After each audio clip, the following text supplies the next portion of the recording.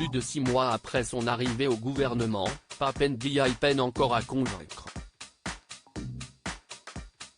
Le ministre de l'Éducation nationale et de la jeunesse ne semble pas s'imposer au sein de la politique française, la faute à une trop grande discrétion, reprochée même au sein de son propre camp. Comme le rapporte l'infolettre du média Politico diffusée ce mercredi 21 décembre, même s'il conserve un petit cercle de fans, au sein de la majorité. L'attitude effacée du ministre et ses réticences supposées à assumer ses positions font grincer des dents dans les équipes de Renaissance. L'infolettre révèle aussi que le ministre aurait du mal à s'affirmer.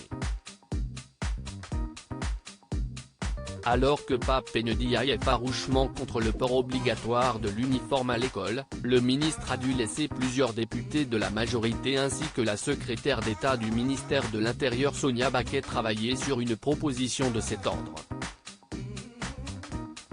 Pire, le président de la République l'aurait contraint à accepter ce groupe de travail, cassant quelque peu son autorité sur la question de l'éducation.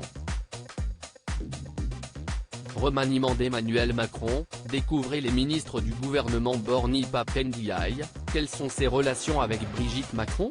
Ce nouvel épisode s'ajoute à celui ayant eu lieu quelques jours plus tôt, avec la première dame Brigitte Macron.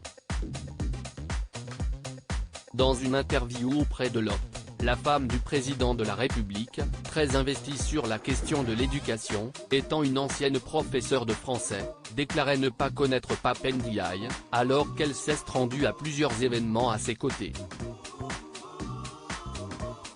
Si les équipes de Brigitte Macron ont tenté de corriger le tir par la suite, le camouflet à l'encontre du ministre était fait.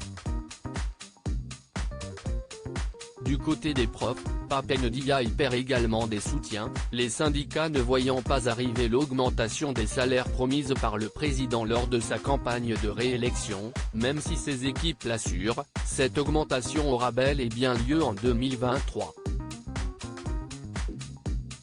Alors, Pape Ndiaye serait-il condamné à être bloqué entre le marteau et l'enclume?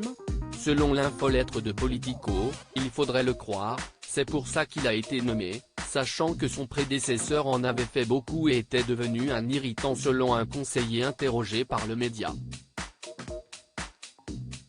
Une position qui risque d'être difficilement acceptable pour le ministre. Crédit photo, Giancarlo Gorassini Best Image.